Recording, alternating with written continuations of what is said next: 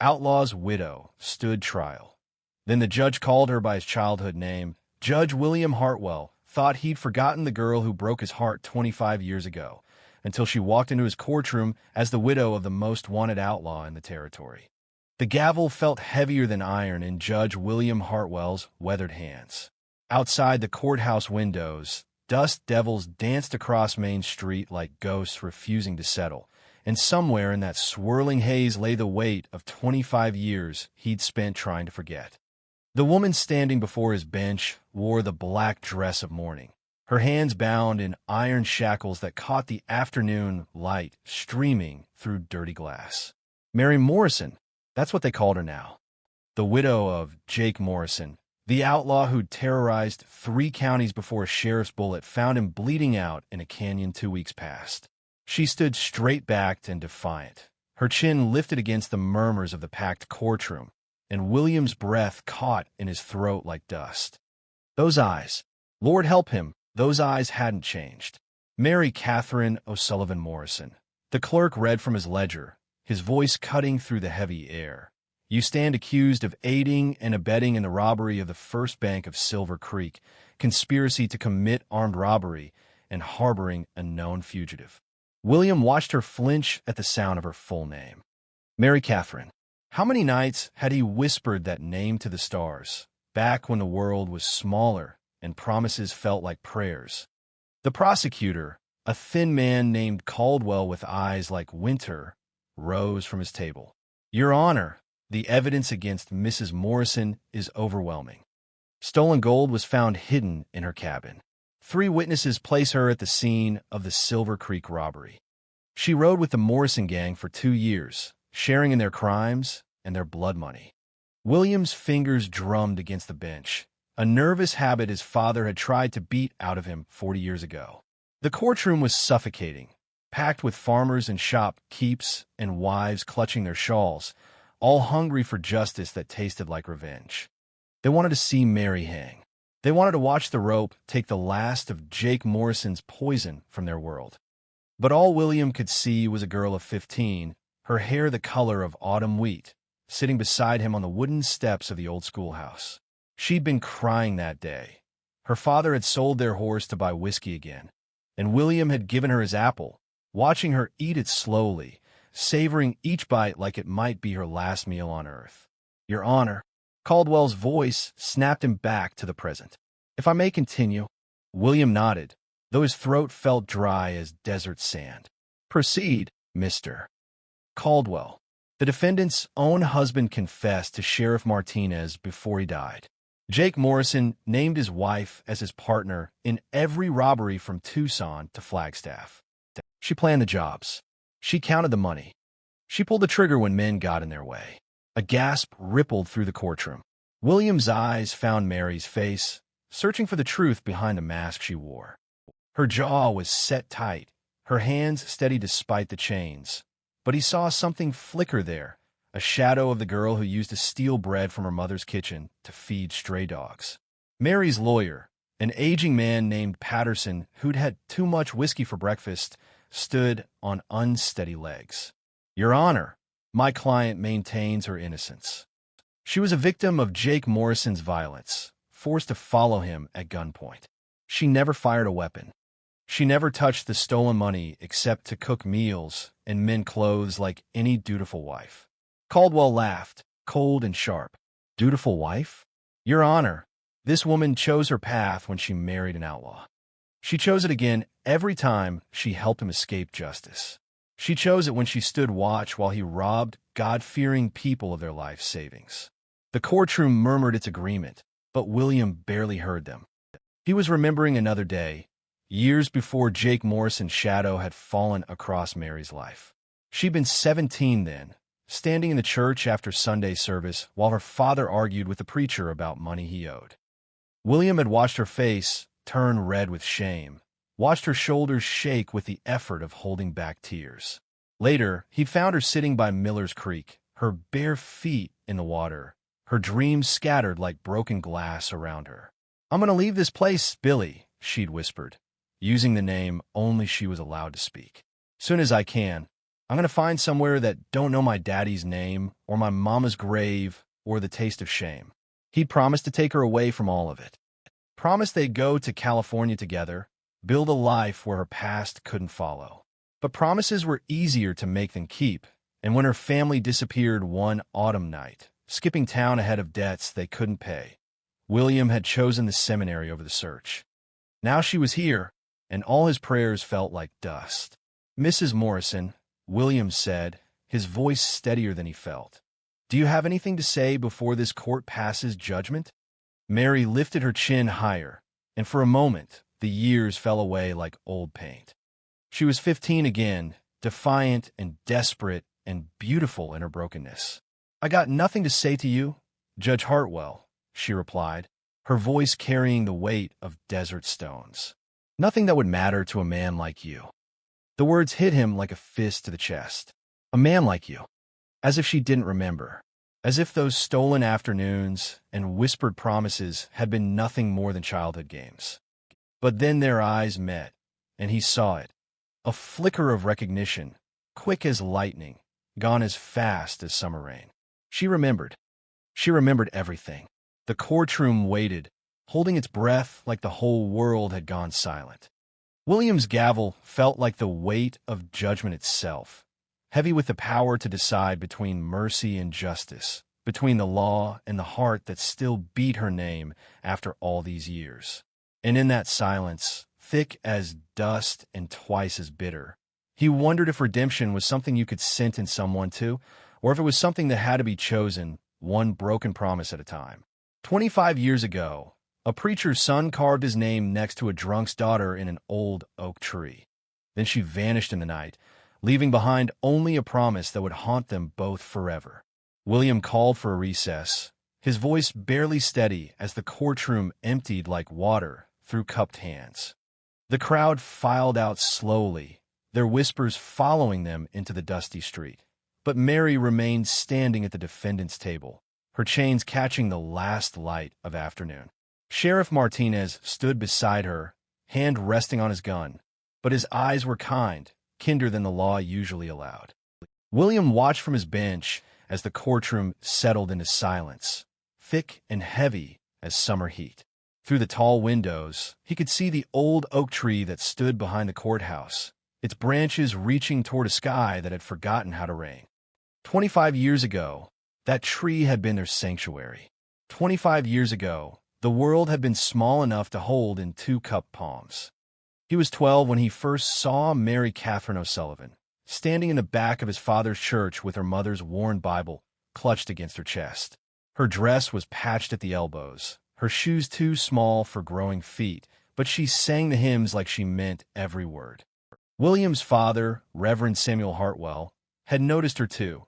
Noticed the way she flinched when her father's voice rose during prayer, noticed how she counted coins in her palm before placing them in the offering plate. "That child carries too much weight for such small shoulders," his father had said after service, watching Mary follow her stumbling father toward the saloon. The sins of the father, William. Remember that verse. But William had seen something different in Mary Katherine's eyes. Not the weight of sin, but the fire of someone refusing to be crushed by it.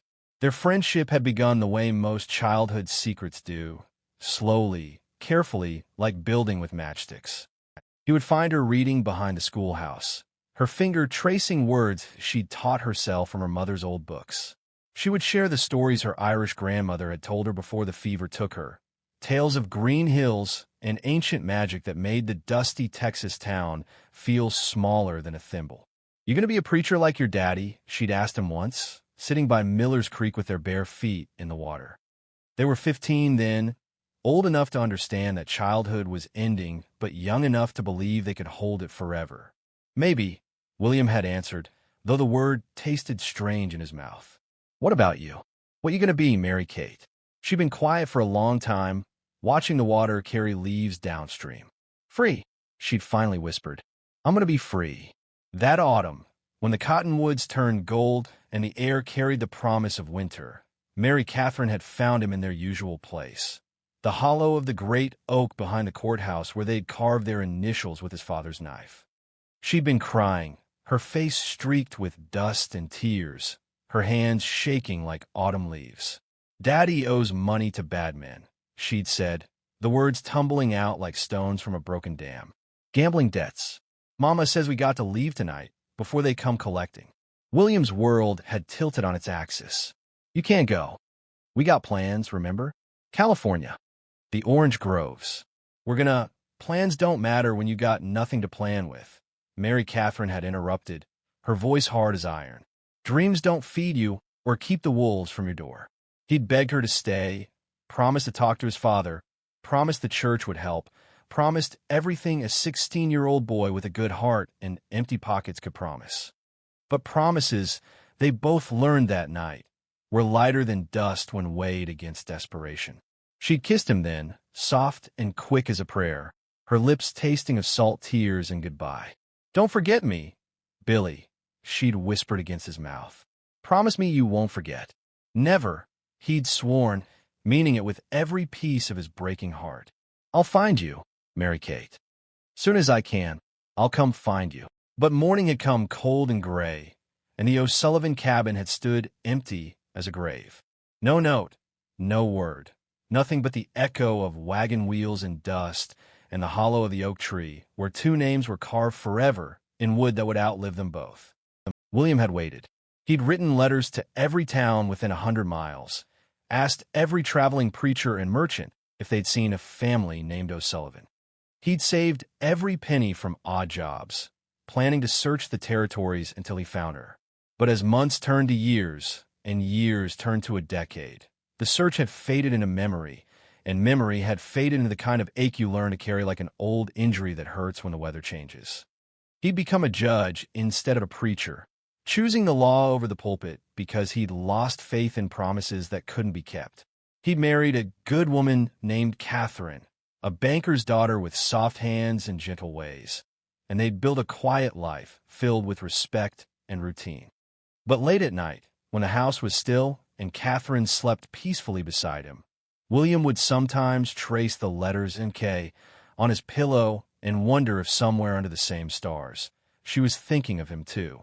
Now she stood 20 feet away, her hands in chains, her life hanging in the balance of his judgment. Mary Katherine O'Sullivan, who'd become Mary Morrison, who'd chosen an outlaw's love over a preacher's son's promises.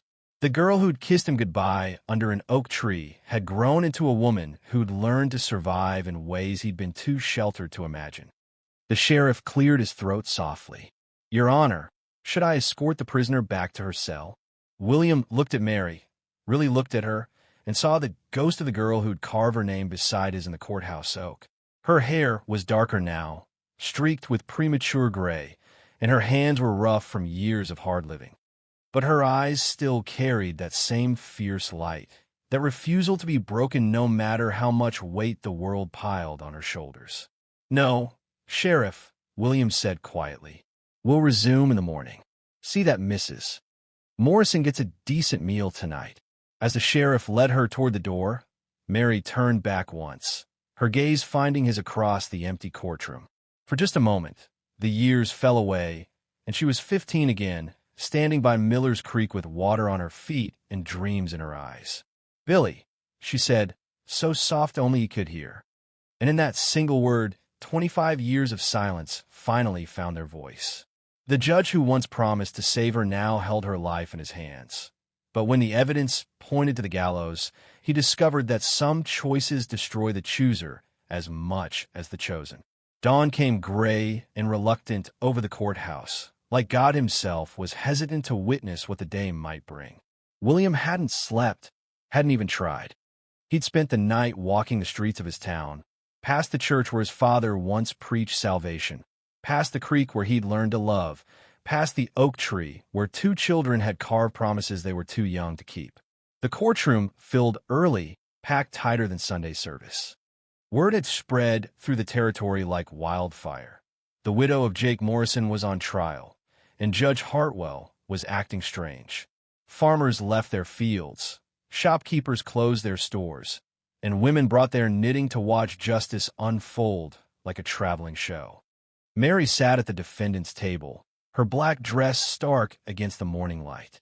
She'd braided her hair back severe and tight, but a few strands had escaped to frame her face, softening edges that 25 years of hard living had carved sharp. When she looked at William, he saw something in her eyes he hadn't expected. Not defiance or fear, but a quiet kind of resignation, as if she'd already made peace with whatever judgment was coming. Prosecutor Caldwell stood like a man who'd never known doubt, his papers arranged neat as cemetery headstones on his table. "Your Honor, the people are ready to present additional evidence." William nodded, though his throat felt lined with dust. "Proceed, Mr. Caldwell."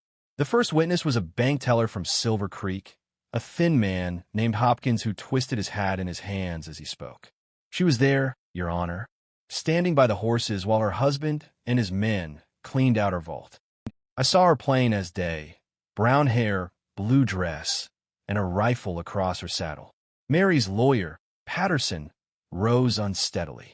The old man had clearly fortified himself for the morning's proceedings, his face flushed red as autumn leaves. "Objection, Your Honor.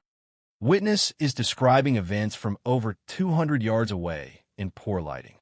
"Overruled," William said, though the word felt like swallowing stones. "Continue, Mr. Hopkins." "She counted the money, Your Honor, right there in broad daylight, like she was buying flour at the general store. When old Mr. Peterson tried to run for help, she put that rifle on him and told him to get back inside, or she put a hole in him big enough for daylight to show through." A murmur rippled through the courtroom. William watched Mary's face, searching for any sign that the witness was lying, but she sat still as carved stone, her hands folded in her lap like she was listening to someone else's story.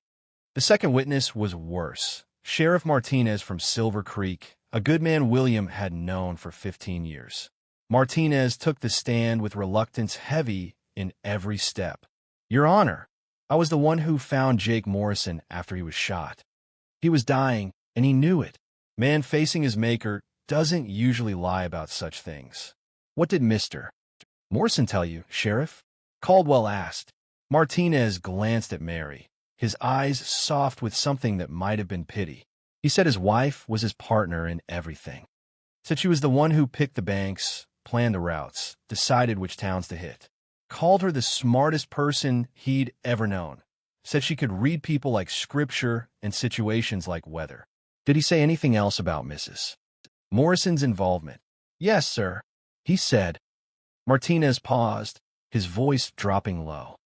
"He said she'd killed 2 men over the years. Said she had to when jobs went wrong. Said she was a better shot than most men twice her size." The courtroom erupted. Women gasped.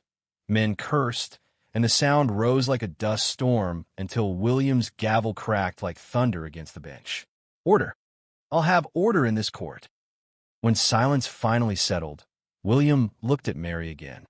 She was staring at her hands, her shoulders set straight, but something broken in the line of her neck. For a moment, he saw her as she'd been at 17, proud, defiant, but fragile as spring ice underneath it all. Patterson tried to cross-examine, but his questions came out slurred and his objections fell flat. The old lawyer was drowning, and everyone in the courtroom could see it. Mary was being carried toward the gallows by testimony solid as mountain stone, and there wasn't enough doubt in the world to save her. The final witness nearly destroyed what was left of William's composure. Mrs. Sarah Finch from Tucson, a widow whose husband had been killed in a Morrison gang robbery 3 years back. She was a small woman, bent with grief and hardened by loss, and when she looked at Mary, her eyes blazed with the kind of hatred that burns everything it touches. "My Thomas was a good man," she said, her voice shaking with rage. "Worked 16 hours a day to provide for me and our children. He never hurt nobody, never took nothing that wasn't his. But when that gang came to our bank, when they told everyone to get on the ground." Her voice broke, tears streaming down her weathered cheeks. "What happened, Mrs. Finch?"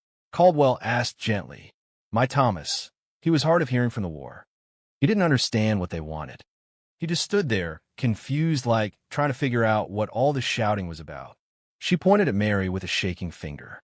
"And that woman, That devil in a dress. She shot him down like he was a rabid dog. No warning, no mercy, just pulled that gun and put a bullet through his heart. The courtroom was dead silent. William felt the weight of every eye in the room, felt the collective hunger for justice that tasted like blood. They wanted Mary to hang. They wanted to see Jake Morrison's poison drained from the world drop by drop, and they didn't much care if an old love story got in the way. But when William looked at Mary, he saw something that stopped his heart cold. A single tear tracking down her cheek, silver as moonlight on water. Not the tear of someone caught in a lie, but the tear of someone remembering something too painful to bear. "Mrs. Morrison," William said, his voice hoarse as desert wind. "Do you wish to respond to these accusations?" Mary lifted her head, and for a moment, the years fell away completely. She was 15 again, sitting by Miller's Creek with her feet in the water and her heart full of dreams too big for a small town to hold. "I ain't gonna lie to you, Billy," she said, her voice carrying across the silent courtroom. "Not after all this time. Not after everything we lost." The use of his childhood name sent a shock through the room. Whispers rose like smoke, but William barely heard them. All he could hear was the echo of a girl's voice promising she'd be free, no matter what it cost. "I rode with Jake Morrison for 2 years," Mary continued, her words falling like stones into still water. "I helped plan jobs, counted money, and stood watch while banks were robbed. But I never killed nobody who didn't try to kill me first. And I never, ever shot a confused old man who couldn't hear the danger coming." She turned to face Mrs. Finch, her eyes blazing with their own fire. "Your husband was shot by Jake, ma'am. Jake Morrison killed your Thomas, not me. But I was there, and I didn't stop it, and that's a weight I'll carry till my dying day." The courtroom exploded into chaos, but William barely noticed. He was staring at Mary, seeing the truth written in every line of her face. She was guilty of many things, but not the worst thing. Not the thing that would surely hang her. The question was, did it matter? In the eyes of the law, in the hearts of the people demanding justice, did the difference between pulling the trigger and standing by while it was pulled matter at all? And as the sun climbed higher outside the courthouse windows, William realized he was about to find out if love could survive the weight of a gavel, or if some promises were too broken to ever be kept. A judge who once carved promises in an oak tree now held a gavel that could break them forever. But sometimes the hardest mercy is teaching someone how to forgive themselves. The sun hung high and merciless when William called the court back to order, its light streaming through the tall windows like judgment itself. The courtroom had emptied and filled again during the lunch recess, word spreading through the territory that something unprecedented was happening in Judge Hartwell's court. Mary sat straighter now, her chin lifted in that way he remembered from childhood, the way she'd faced her father's drunken rage and her mother's quiet despair. William's hand shook as he arranged his papers, though he'd made his decision hours ago, walking the dusty streets while the town slept. Some choices, he'd learned, weren't really choices at all. They were the only path left when all the others had crumbled to dust. "Mrs. Morrison," he said, his voice carrying the weight of 25 years, "you've heard the evidence against you. You've made your statement to this court. Before I pass sentence, is there anything else you wish to say?" Mary stood slowly, her chains catching the light like broken promises. When she looked at him, William saw not the hardened outlaw's widow the prosecution had painted, but the girl who'd once shared her last piece of bread with a stray dog, who'd sung lullabies to her baby sister while their father drank himself senseless in the next room. "I ain't asking for mercy, Your Honor," she said, her voice steady as stone. "I made my choices, and I lived with them for 2 years. I chose Jake Morrison over." She paused, her eyes finding his across the silent courtroom. "Over other paths I might have taken. I chose to ride with outlaws instead of staying and facing my daddy's debts. I chose survival over righteousness, and I ain't going to stand here and pretend I didn't." The courtroom was silent as a cemetery at midnight. William could hear his own heartbeat, could feel the weight of every eye in the room pressing down on him like desert heat. "But I want that lady there to know," Mary continued, turning to face Mrs. Finch, "that not a day has passed since your husband died that I haven't seen his face in my dreams. Not because I killed him, I didn't, but because I was there and I could have stopped it, and I didn't. That's my sin to carry, and it's heavier than any rope you could put around my neck." Mrs. Finch was crying now, tears streaming down her weathered cheeks, but her eyes had lost some of their fierce hatred. Grief, William had learned in his years on the bench, sometimes softened when it finally had a place to rest. William stood, the gavel heavy in his hand. The words he was about to speak would either damn him or save them both. He wasn't sure which, and maybe it didn't matter. "Some lines, once crossed, changed you forever. Mary Katherine O'Sullivan Morrison," he said, using her full name like a prayer. "This court finds you guilty of conspiracy to commit armed robbery and aiding known fugitives. However, given your cooperation with this court and your—" he paused, searching for words that wouldn't give away too much, "your evident remorse, this court is prepared to offer you a choice." The courthouse erupted in whispers, but William continued, his voice rising above the noise. "You can accept a sentence of 15 years in the territorial prison, to be served in full, with no possibility of early release. Or," he paused, knowing the next words would change everything, "you can accept exile from this territory, to be carried out immediately, with the understanding that if you ever return to Texas, you will face the full penalty of the law." Prosecutor Caldwell shot to his feet like he'd been struck by lightning. "Your Honor, with all due respect, this is highly irregular. The crimes warrant whatever sentence this court deems appropriate." William cut him off, his voice sharp as broken glass. "And this court has made its decision." He looked at Mary, whose face had gone pale as morning mist. "Mrs. Morrison, you have until sundown to decide. Sheriff Martinez will escort you back to your cell to consider your options." As the courtroom slowly emptied, voices raised in confusion and outrage, William remained at the bench, staring out at the oak tree behind the courthouse. Its branches reached toward a sky that promised no rain, just like they had 25 years ago when two children had carved their names in a bark that would outlive them both. An hour later, Sheriff Martinez brought Mary back to the empty courtroom. She stood before the bench without chains this time, her hands free but her shoulders carrying a weight that iron couldn't hold. "I've made my choice," she said simply. William nodded, though his throat felt tight as a noose. "And exile," she whispered. "I choose exile." The word hung between them like dust motes in afternoon light. William had expected it, had hoped for it, but hearing it still felt like taking a bullet to the chest. "There's a wagon train leaving for California tomorrow morning," he said, his voice professionally steady. "I've arranged passage for you as far as Sacramento. After that," he shrugged, the gesture heavy with unfinished sentences. Mary was quiet for a long moment, her eyes fixed on something beyond the courthouse windows. "California," she said finally. "Remember when we used to talk about the orange groves? How the air there was supposed to smell like flowers and honey?"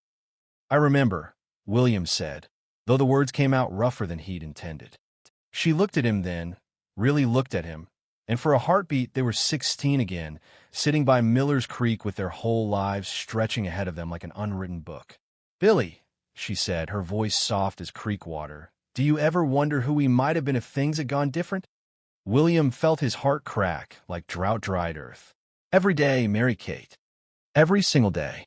She smiled then, sad and sweet as autumn rain. "I'm glad you became a judge instead of preacher. You always did have a better sense of mercy than most folks who claim to speak for God." "And you?" he asked. "What will you do in California?" Mary was quiet for so long he thought she wouldn't answer. When she finally spoke, her voice carried the weight of hard-won wisdom. "I'm going to learn how to live without running," she said. "Going to find some small town where nobody knows Jake Morrison's name or mine, and I'm going to work honest for honest wages. Maybe tend a garden. Maybe teach children their letters." She paused, her eyes bright with something that might have been hope. Maybe learn how to forgive myself for the choices I made when I was too young to know better and too scared to choose different. The sun was setting when she left, walking toward the wagon that would carry her west.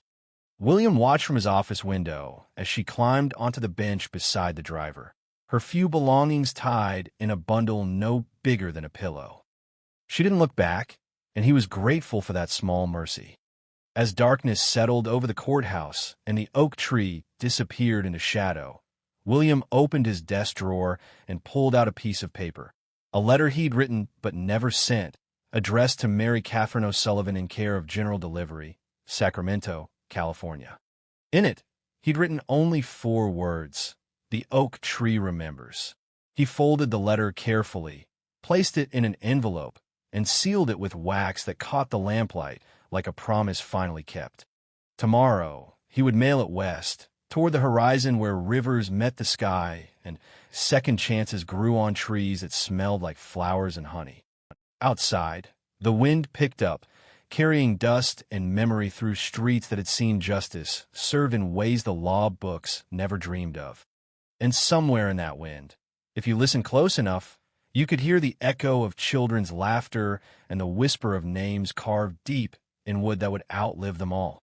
Some promises, William thought as he locked the courthouse door behind him, were worth 25 years of waiting. And some kinds of freedom could only be given by letting go.